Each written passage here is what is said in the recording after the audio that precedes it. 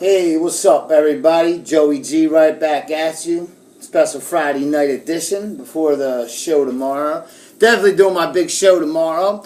It'll be called Joey G's WWE roster, and it's real. It's the real deal. It's just the WWE roster, which is now everybody that's on the WWE roster. And if I was in charge of the creative and booking, and if I had control like Triple H and Vince McMahon, and I'm going to do a kick-ass show tomorrow on that, and basically that's what I'm doing tonight is promoting that show for tomorrow. And that show will be kick-ass, believe me, because these chicks all love me because the name of my band, but they're all on me like they want to hold hands. Because when I blow, they will know I will be the man. Because I will blow. The brick fist will blow. And I will be the man. The only people I keep around me is my close ones. And you know who they are. You know what I'm saying? The close people around me. Buddha, Mikey Noor, Stacy, you know what I mean? Charlie O'Neill, man. And that's about it. Real rap. Couple former my NWO brothers, you know. I barely even talk to any of them guys anymore, you know. My good buddy Mike Hockey, God bless you. I miss you, buddy. I mean, but you're out in Portland somewhere. I don't even know where the fuck you're at. You know what I mean? But NWO for life. But, you know, the clique, me, Charlie O'Neill, Mikey Noor, and Stacy. Stacy, you're the chick clique. All right? Or no, the clique chick. That's right. The clique chick. That's you. And it's me, Charlie, and Mikey. You know what I mean? That's the clip. Buddha, you know what I mean? You do your own thing, you can be with us. But either you're with us or you're against us. Because if you ain't with us, you're against us. For real. And that's the way I'm taking it with everybody. You ain't with us, you're against us. Straight up. Because I'm going to the moon with this shit. And I ain't talking about shooting a bag of coke, alright? I'm talking about I am going to the moon. For real. I'm going to the moon. I'm making that money, okay? For real, because I got the charisma. I got it like that. But I'm not here to promote myself because I promote myself too much. And people say my ego is bigger in life. I mean, somebody actually brought a sign one time to this thing and said, Joey Gana's ego is bigger than life. They did that to Shawn Michaels at the Montreal Screwjob. Shawn's ego bigger than life. Yeah, my ego is big. Because when you have the charisma and can talk like me and have the knowledge I have, you can be cocky like this. And when you know that you are going to, you know, blow up, not blow like, you know, suck blow, you know what I mean? When you're going to blow up, and I know I will, you know what I mean? And, you know, it's not like God told me I was, but I have faith, and I know, you know what I mean? I'm not doing this for my health. I'm not sitting here in a chair giving you marks out there that don't really know shit like I know, and like the clique knows, my clique, you know what I mean? About wrestling. But what I wanted to talk about was the Survivor Series. You know, and how did Survivor Series go from being one of the best pay-per-views besides WrestleMania back in the day? Survivor Series is my second pay-per-view because the Royal Rumble, that's like the biggest pay-per-view leading up to WrestleMania. SummerSlam was like the WrestleMania of the summer. You know what I mean? It was. I mean, it just was in a smaller venue usually, except the one year they were at Wembley. They're talking about this year at MetLife, but I can't see them having SummerSlam at MetLife. They might have it at the Izod Center or the Prudential Center in Newark, but they're not going to have it in MetLife Stadium where they had WrestleMania 29 where The Rock and Cena too. No way, and still, the most predictable WrestleMania ever. WrestleMania 29. Like, we didn't know Cena was going to beat The Rock. For real.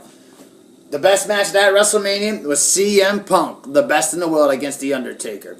When you have 80,000 people, and The Undertaker is beloved.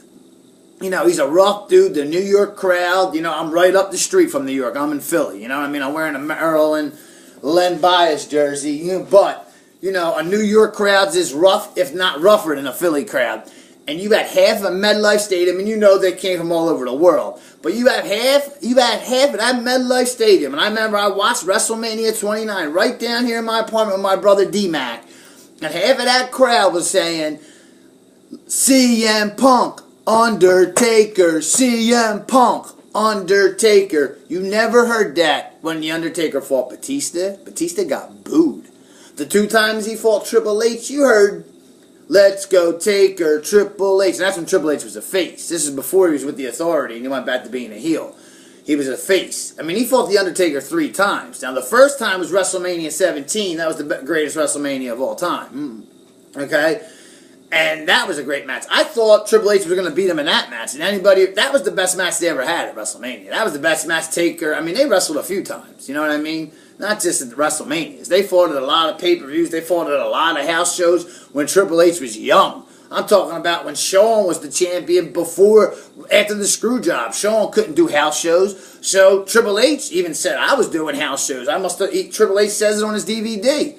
King of Kings. I must have fought Taker 300 times on house shows at Madison Square Garden, at the Wachovia Center, at the TD Garden. He said, I must have fought the Taker 1,000,000 times on house shows. So they fought 1,000,000 times. You know what I mean?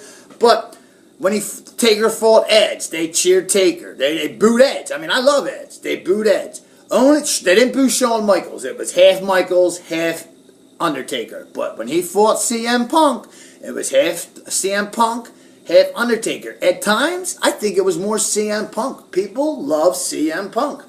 And I guess he's not in TNA. I mean, unless I missed him the other night. Brodus Clay is. Wow. The Funkus, what's his name? T-Rex or Tyrex or T-Rex or I don't know what the fuck it is. It's something gay, though. What do you call it? But that's good because like EC3, Derek Bateman, Michael Nutter's his real name from the Indies. I know the wrestlers on the Indies, and that's, probably how I'm going to have to get into the door. But hopefully somebody sees these vignettes like a Vincent McMahon or a Jim Ross or somebody in TNA, TN Gay, sorry, Dixie or whoever runs your company. That's just what I call you. Or somebody in I'd rather be in Ring of Honor than TN Gay. I would. Because Ring of Honor's got kick-ass matches. You want to see some kick-ass matches?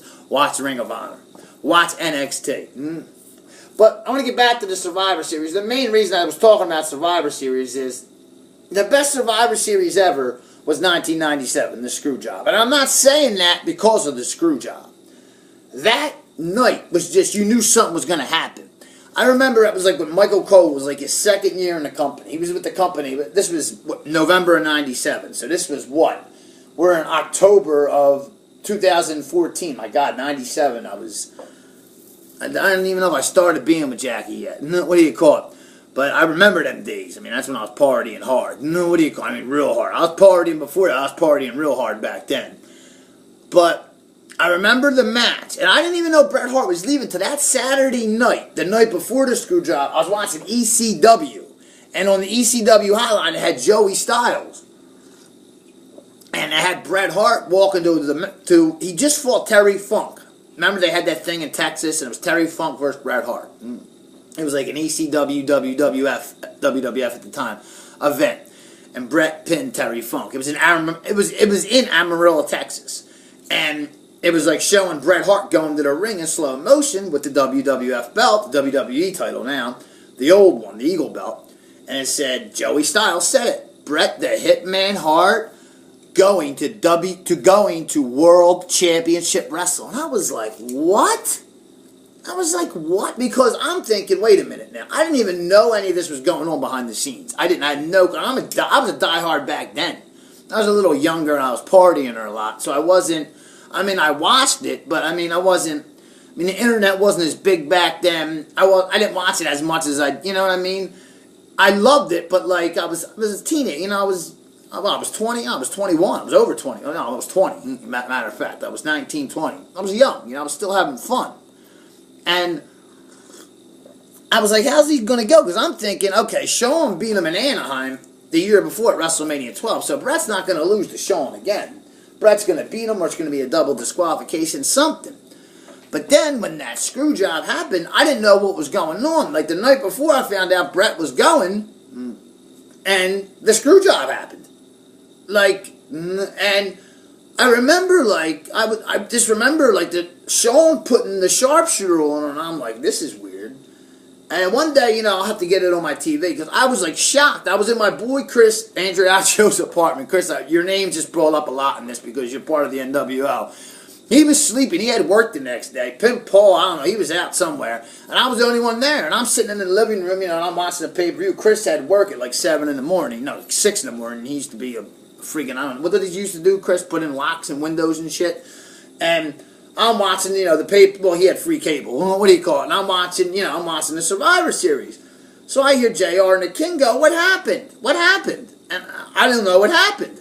So, like, I'm not talking. I'm there by myself, you know what I mean? I had, like, a 6-pack of beer, and I was, smoking a little bit of weed, and, that was it. It really wasn't partying. I was by myself. Chris was sleeping, and Pimp Paul was out somewhere. We used to call Pimp Paul Fudd. Fucking ugly dude. That was you, Chris. You made that up. But no, Pimp Paul's my ball. My boy. My ball. My ball. He's my boy. Now, Pimp Paul for life. NWO. But Chris spray painted Fudd on his door. That was some funny shit. There's a whole bunch of girls over his crib when he did it. We did some funny shit. I'm telling you. But anyway, I didn't know what happened. And then Brett spits a Louie in Vince's face, and then I'm like, yo, this shit's for real. And you see Sergeant Slaughter, and you see Sergeant Slaughter and Vince McMahon telling Shawn to go back. You see Hunter come out, Triple H, Paul Levesque come out, the owner of the company now, the Triple H who's married to Stephanie, It was his idea all along, he was the one who said, fuck Brett, if he don't want to do business, we'll do business for him. That was Triple H, Hunter Hearst Helmsley's exact words. Fuck him. If he don't want to do business, we'll do business for him, Shawn. You're the man. You're the best wrestler in this business. Vince, this is your company.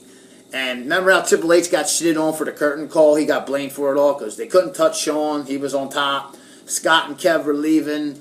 X-Pac was injured, and he was going to WCW too to join them, to join Kevin Scott. So it all got dropped. And X-Pac wasn't even out there during the curtain call, so it was only 4 of the clique was out there. So all the shit got dumped on Triple H. Like, Triple H was supposed to win the King of the Ring in 1996. So Austin would have never made that Austin 316 says, I just whooped your ass. That promo would have never happened. So you go to think, what, Triple H would have been the King of the Ring. And back then, you didn't win the King of the Ring and get your title shot. See, originally, it was supposed to be at that SummerSlam 96, not Vader against Shawn Michaels. It was supposed to be Stone Cold against Shawn Michaels at that SummerSlam 96. And they were going to give Stone Cold the title then, because really he was in his prime then.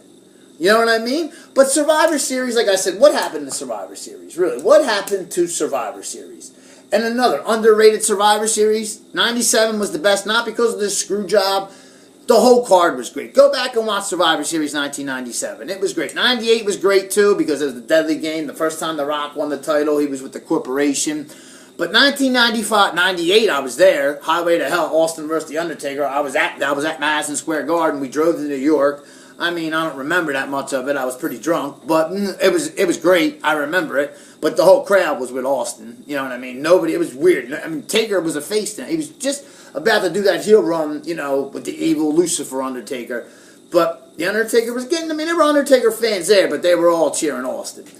But Survivor Series 1995 was great. I mean, the first match was great. It came. I mean, it was the best when you had the teams, And then, when was it? Like, 90, after 98, Survivor Series just went down to, they bait and switched us to 99 when they said Austin was going to be in the main event, and he had a neck problem, acted like he got hit by a car by Rikishi and Triple H, and he didn't. They put Big Show in the main event with The Rock and Triple H, had Big Show win the title.